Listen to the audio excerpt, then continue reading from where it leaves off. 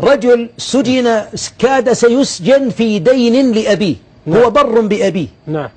بر بأبيه، ولكن الدين أبوه مات، فلا يريد أن يسجن والده. طيب. في حياته مات أبوه، قال للدائن انقل الدين علي.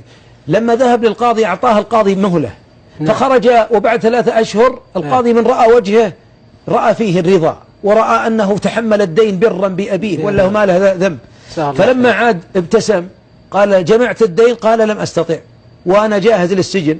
فأخرج الشيك القاضي وأعطاه الدائن. عجيب. قال أنت قاضي وأنت تسدد عني؟ قال ليس أنا، أحد رجال الأعمال. قال أسألك بالله قبل ما أقول إن طلعت من عندي وأنا انشغلت بدينك حتى أوفيت عنك، ماذا كنت تصنع؟ لا إله. قال وقتي كله بين صلاة وسلام على رسول الله واستغفار. الله أكبر. واستغفار. لزمت الاستغفار ولزمت الصلاة والسلام على رسول الله.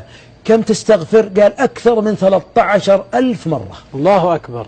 اسمع يا اللي لسانه، هذا الذي لسانه رطبا بذكر الله. والله يا أخي، يقول أحد المشايخ وهو أظن الشيخ محمد حسان، نعم. أنه بنت صغيرة عمرها 14 سنة أو 15 سنة تقول يا شيخ أني أرى رسول الله، فلما سألها عن أوصافه فوصفته له.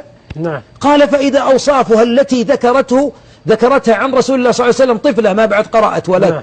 قال فإذا هي الأوصاف التي ثبتت بها السنة. الله أكبر. قالت إني أراه في الأسبوع مرة ومرتين. لا إله إلا الله. فقال يا بنتي كم تصلين عليه؟ فأنزلت عينها ونظرت إليه قالت 10,000 مرة. 10,000 مرة في اليوم؟ في اليوم. لا إله إلا الله. هذا نقلا عن الشيخ محمد حسان سبحان حفظه الله، وهو حي موجود. نعم، يعني يا أحبابي نحن نقول لبعضنا يا أخوان يذكر كل شيء إلا ربه، ويذكر كل شيء إلا نبيه، وذكر غير الله وترك الصلاة والسلام على رسول الله هي أحد أسباب الهم.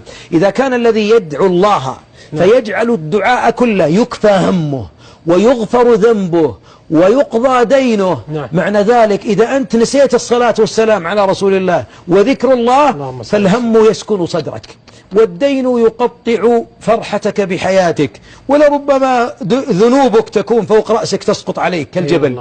لذا علينا أحبابي في هذا اللقاء بس تذكار، صل عليه واجعل من أورادك اللهم صل على محمد وعلى آل محمد كما صليت على إبراهيم وعلى آل إبراهيم. وما تلاحظ الصلاة المكتوبة من أركانها أن تصلي وتسلم على رسول الله عليه الصلاة والسلام.